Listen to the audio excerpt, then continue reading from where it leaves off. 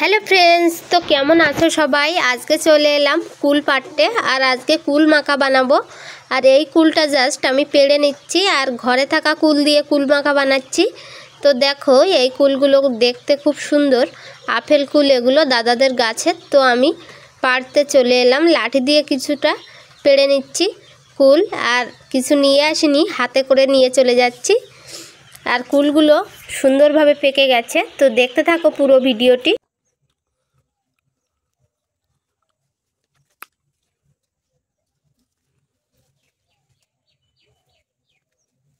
কুল মাখাতে লেবুর পাতা দিলে একটা ফ্লেভার আলাদা লাগে।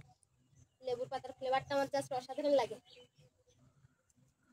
নিয়েছি, একটু লাল লাল হয়ে গেছে কিন্তু কুলগুলো শক্ত আছে। কাঁচা লঙ্কা নিয়েছি, এখানে ধনেপাতা, লেবুর পাতার ফ্লেভারটা আমার খুব ভালো লাগে। এখন কুলগুলো মেখে নেব। আর যে কুল নামিয়ে নিয়ে এসেছি সেগুলো এই আপেল কুল এগুলো।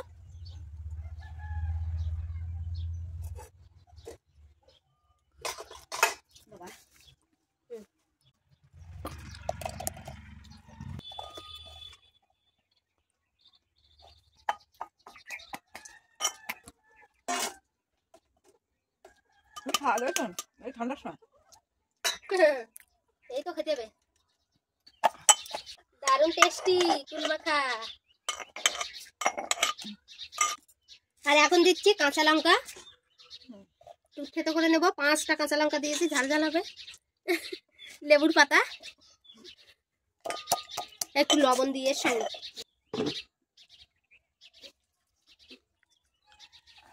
দাদা কি সুন্দর ফুল গাছ লাগিয়ে রেখেছে, সুন্দর দৃশ্য। যে লবণ দিলাম,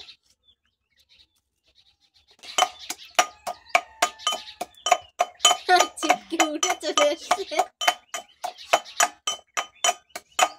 ধনে পাতা আর ব্যবহার করব না, লেবু পাতা দিয়েই বানাচ্ছি।